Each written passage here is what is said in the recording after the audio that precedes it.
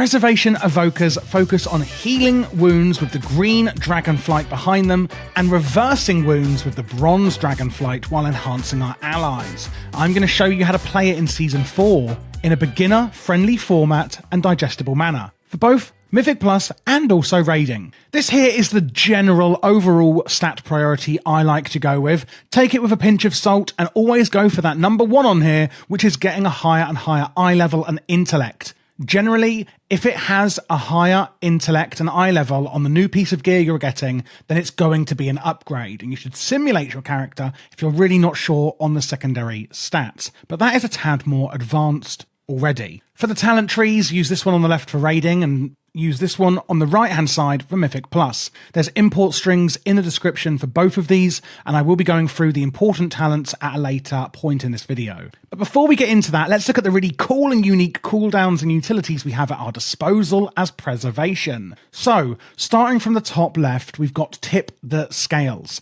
Make your next empowered spell max power and instant. You may or may not be aware that Evokers have something called, therefore, empowered spells. And what we can see here is if I hold down the button, it's actually charging this up to 1, 2, and 3 empower level.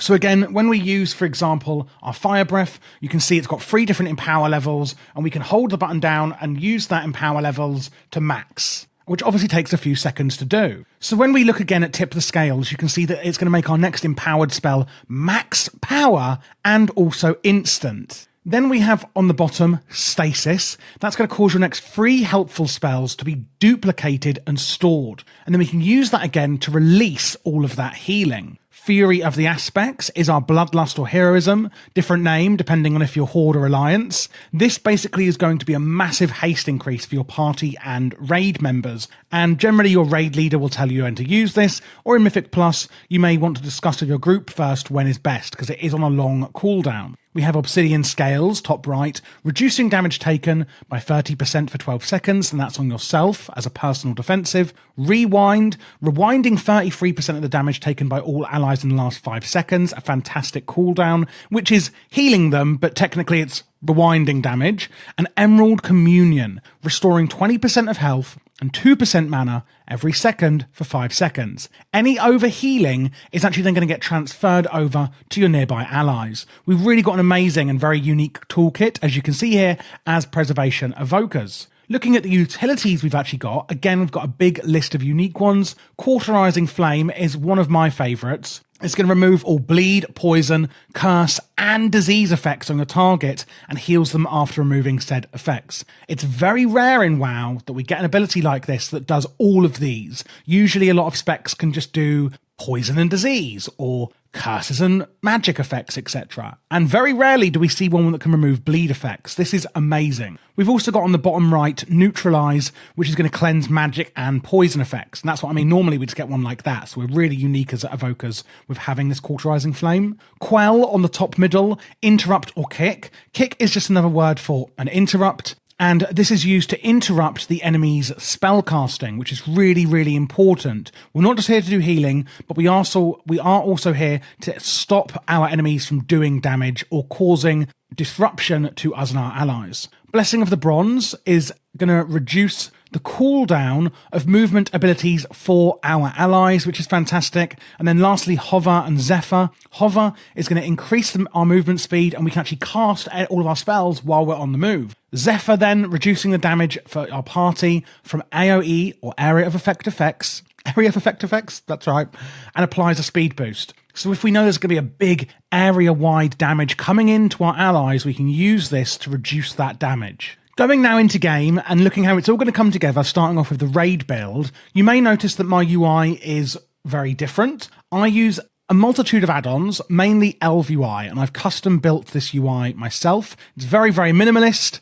Generally, that is how I like it. If you do want it yourself, you can get this by joining my Patreon, and there's a link in the description for this. I do only do this in my spare time in my evenings outside my 9 to 5, so it does also support the channel, and I really, really appreciate it. And you're going to get a lot of written guides on my Patreon, like how to simulate your character and find what piece of gear is better, how to log your character and analyze those logs from combat logs, things like that. and a ton of other resources that I have written for you in there, as well as, of course, getting that UI that you can import straight into your game. It also unlocks a VIP channel in the Discord where you can ask me questions, etc. if you have any queries on the specs. Another thing on my UI is this here in the middle. This is the Luxfos Evoker Weak Aura, and it shows all of your main resources, including mana and essence, your cooldowns and buffs, all in one central location on the screen. One thing that we do have as evokers is, of course, our mana, which you need to be careful of, but also this essence here. We have certain spells like Disintegrate that are going to cost essence, as you can see, and it's going to naturally regenerate. And that's one thing that you need to be aware of as an evoker. So when we're looking at what spells we've got, I've split them into our core spells, some cooldowns we're going to be using here, some utilities over here, and these two which are something else we're going to be talking about separately. So the way we're actually going to be doing this is by ramping. We are going to be using a ramping build, and that means that when we know damage is incoming, we're going to ramp up our healing so that when the damage comes in, we're already ready to do huge healing on our allies. And the way we're going to do that is through a spell called Echo, and that is this one here. Wrap an ally with temporal energy, healing them for an amount of 7,000 and causing your next non-echo healing spell to cast an additional time on that ally at 105% of normal healing. So TLDR then, when we use echo, it's going to heal them a little bit and cost 2 essence and some mana. Essence, remember, being this resource here. It's going to cost a little bit of essence and some mana. And our next spell that is not echo will be duplicated on that target and therefore doing more healing. So when we actually want to start ramping up, roughly about 5 to 10 seconds before the damage is coming in. So we're looking at the big ability the boss is about to cast, and we say, right, in 5 to 10 seconds, that's going to be cast, and we're going to need to do a lot of healing. We're going to do our temporal anomaly. As you can see, that is pushing out a big bronze ball. Send forward a vortex of temporal energy, otherwise known as a big brown ball, absorbing damage on you and your allies in its path. Absorption is reduced beyond 5 targets. You would try and aim this where most allies are clustered up, and over the next 15 seconds, that is going to be absorbing damage. So again, before the damage comes in, send out your temporal anomaly, and then get out as many echoes as you can on your allies over the next 10 seconds, so that when the damage comes in, we can use our non-echo spells and do duplicated healing on them. When that damage comes in then, what non-echo spells are we going to be using to do that duplicated healing? Well, it's going to be these next 3 spells here. Reversion on an 8.5 second cooldown. Repair an ally's injuries, healing them for 15,000 over 14 seconds. When Reversion critically heals, its duration is extended. And remember I spoke about those Empower spells, like our Flame Fire Breath? Well, the 2 set bonus of the gear this season means that when we use an empowered spell, it's going to increase the healing of our Reversion by 50% for a short duration. The 4 set bonus makes our Reversion have a 2.5% chance per tick of healing, so every time it heals over those 14 seconds, to make our next Living Flame, down here, instant and deal 50% more damage or healing, and that can stack up to 2 times. So therefore then our set bonus this season is mainly focusing on our Reversion spell. And again, when we use our Echo, that is going to be then duplicated with our Reversion. We then have Verdant Embrace, fly to an ally and heal them, or heal yourself for the same amount. So when we click this, you can see there, use it on ourselves. If there was an ally nearby, we would fly to them and do it on them instead. Obviously on ourselves, we're not going anywhere. That is another one we can be using with our Echo. And then we have Dream Breath. That's going to inhale, gathering the power of dreams. This is a empower spell. Release to exhale, healing 5 injured allies in a 30-yard cone in front of you. If you use it at number 1 in power, it's going to heal instantly and an amount over 16 seconds. At number 2, it's going to heal double that and more, and 3, obviously even more. So we can use that when we need to heal a big amount of people in a cone in front of us. Verdant Embrace is going to be for when we want to heal a specific person for a large amount of our Echo. And Reversion, again, healing someone on an 8.5 second cooldown. We can be using this again with our tier set. There is a 4th one we can use, which is Spirit Bloom, another empower spell. Divert spiritual energy, healing an ally for a certain amount. Splits to injured allies within 30 yards when empowered. You can see that goes up to 1 or 2 or 3 allies. And that's on a 20-second cooldown there. Generally, we would rather use our Verdant Embrace and then use the Spirit Bloom on ourselves. So that's the main part of the build then. We're going to be using our temporal anomaly and getting out our echoes on as many people as possible to prepare for incoming damage, and then use these spells to actually duplicate themselves with the echo buff on our targets. And it is quite normal to be using echo and then duplicating healing, then using echo, then duplicating healing, and kind of cycling that rotation throughout a lot of big fights. Then we've got these spells here. Fire Breath. On a 30-second cooldown, inhale, stoking your inner flame, release to exhale, burning enemies in a cone in front of you for fire damage. And of course, the more Empower, the more damage it's doing. Empowering causes more of the damage to be dealt immediately instead of over time. Now, there's actually something else that comes into Fire Breath, and that is our Living Flame. And we want to use our Fire Breath on cooldown at maximum Empower. And when we get those free Empowers, that's when we want to use this. Living Flame sends a flickering flame towards your target, healing an ally or doing damage. But we have this talent over here, Leaping Flames. Fire Breath causes your next Living Flame to strike one additional target per Empower level. So basically, if we use Fire Breath at number 1, we get an extra target. If we use it at 3, it's for an extra 3 targets, and that's on our Living Flame. And you can see I get the little buff here on my weak aura showing 3 stacks of it. When I use my Living Flame then, that's going to deal healing. As you can see, it flicked out to 3 targets. That's going to deal healing to an additional 3 people rather than just 1. And that is because of our Fire Breath being used at max Empower, giving us 3 stacks of the Leaping Flames buff. And that's why you want to use your Fire Breath on cooldown to make sure that we're empowering our Living Flame. So if I use Living Flame, you can see I'm just using it on myself. If I use Fire Breath at maximum Empower, it's going to give us 3 stacks of Leaping Flame. And when I use it, you'll see it'll go out to the target dummies. See? It's going out to do damage or healing to 3 other targets as well. And that's how that works. We do have another healing spell here using Free Essence. Grow a bulb from the Emerald Dream at an ally's location, and after 1.5 seconds, that's going to heal up to 5 injured allies within 10 yards. And what we do have is a talent point here called Ouroboros. Casting Echo grants 1 stack of Ouroboros, increasing the healing of your next Emerald Blossom by 30%, stacking up to 5 times. You can let this stack up, so every time we use Echo, you can see here, I've got 1 stack of it. We use it again, we've got another stack of it, and that stacks up to 5 times. At 5 stacks, obviously our Emerald Blossoms, we're doing a lot more healing, and you can use that if you want at that point. Do be aware, Emerald Blossom does use Essence, however, that we're generally prioritizing by using Echo and not Emerald Blossom. We do have another fundamental way of playing the spec, and that is our Essence Burst talent. Living Flame, again, that's this one, has a 20% chance, and Reversion has a 15% chance to make your next Essence ability free, stacking 2 times. And that, of course, is going to be mainly our Echo. So when you're using your Echo, and if you think, well, hang on a minute, I can only get a few of them out,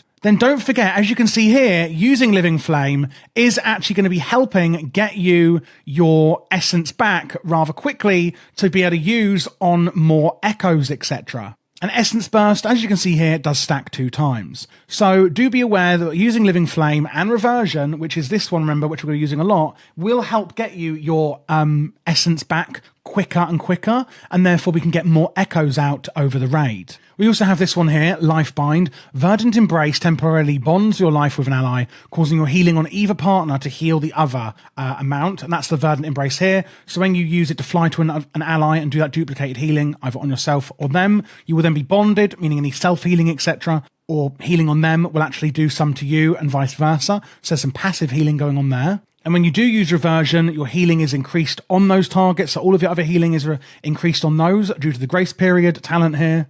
And Call of Ysera, Verdant Embrace, that's the one I just spoke about, doing the healing between you and your partner, increases your healing of your next Dream Breath by 40%, or your next Living Flame by 100%. Again, that's your Living Flame here. You could use your Fire Breath on cooldown, getting that up to the maximum, and then using your Empowered Living Flame to do that. And you can see that your Echo, Emerald Blossom there, were highlighted. If you're wondering what that proc is, that is the Essence Burst, making that Essence ability free. So do use that when you see that come up, because it will make your next Echo free to use and getting that essence back, of course. One other talent I want to talk through is Temporal Compression. Each cast of a bronze spell, quite obviously they're the yellow ones, that's going to cause your next Empower spell to reach maximum level in 5% less time, stacking up to 4 times, meaning you can get to your max Fire Breath a lot quicker when you have those stacks. Just be aware of that as well. That's when you're using any bronze spells. And one last talent I just think is important to know. Again, I'm not going through every individual talent, but these are the main ones that I think you should know about, is Scarlet Adaptation. You store 20% of your effective healing up to a certain amount, and your next damaging Living Flame consumes all stored healing to increase its damage dealt. And again, that's on your Living Flame spell here.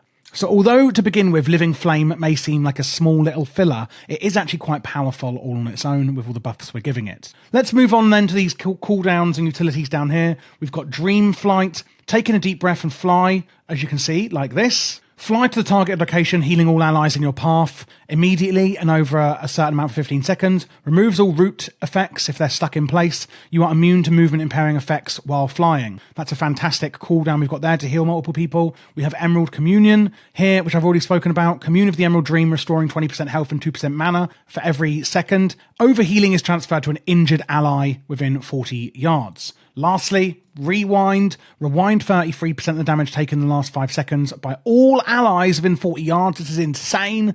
Healing increased by 100% if you're in a group and not a raid. And then over here, some more kind of utility ones. Blessing of the Bronze. This is actually going to weave the threads of time, reducing the cooldown of all major movement abilities for an hour. So you can put this up before you go into battle and keep it up every time anyone dies, etc. Recast this. Time dilation on a minute cooldown, causing 50% of the damage that somebody would take to be instead dealt over 9 seconds. If you know how Brewmaster Monk works, this is a bit like their stagger ability. And then Source of Magic. Redirect your excess magic to a friendly healer for an hour. You should be putting this on another healer. When you cast an empowered spell, you're going to restore some of that healer's mana per empower level. So make sure you put this one up on a healer before you start the battle. Make sure you put Blessing of the Bronze up on everyone as well. And that is pretty much it. Obviously, we spoke about some other things like Quell down here and Fear of the Aspects, which is your Bloodlust and Heroism. I spoke about those in the cooldowns and utilities part of the video. I would say that you should look through all of the talents and spells you've got in your arsenal, but only once you're more comfortable.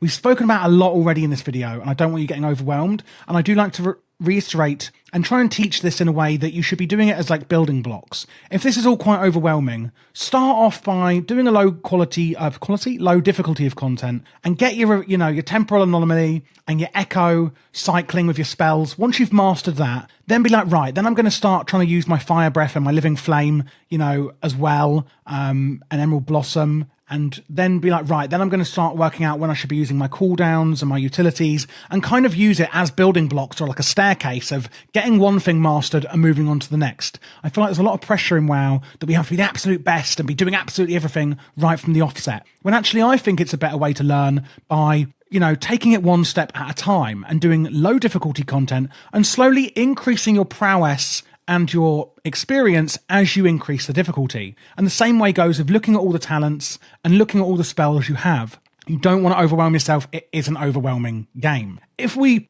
want to talk about Mythic Plus, I'll change over the build here. You can see there's only really a few talents changing for the Mythic Plus build. We're still going to be going on the core concept of using Echo. Fire Breath heals 5 nearby injured allies. That's the big Empower one we're using. Living Flame and Fire Breath deal additional damage and healing. And your Empower spell's maximum level is increased by 1, meaning therefore we can get the whole group healed with our Living Flame when we empower. And Time of Need. When you and an ally fall below 20% health, a version of yourself enters your timeline and heals them. Your alternate self continues healing. Again, these are kind of passive things that are happening. We're not really changing anything fundamentally on the build for Mythic Plus. Regarding how we're going to play it, do use your Fire Breath on cooldown as usual, and then of course use your Living Flame to heal multiple allies and do damage in Mythic Plus. Similar to Raid, like we can use our Dream Breath, get all our allies, if they're all grouped up in melee, heal them in a cone like that on boss fights, etc. when needed. And if they take a big thing of damage, we can use our Empowered Spirit Bloom, healing the whole group like that, of course. And again, using our Echo to duplicate healing on our allies, using our cooldowns, etc., pretty much in the same way we did in the raid. And that is it, guys. That is how you're going to play Preservation Evoker in Season 4 of Dragonflight. Again, if you'd like to get my UI or any of the resources that I've written for you, I've got full written guides for beginners in my Patreon. If you would like to get any of those or get my UI, etc., or get any extra help in the Discord VIP channel, then do please consider joining and supporting the channel. Otherwise, you can join the Discord where we've got loads of really helpful community members that are there to help beginners as well. And if you're looking for any other specializations, be it Evoker or other classes, click this playlist here because I've got all of them for PvE and actually PvE on my channel as well for Season 4 of Dragonflight.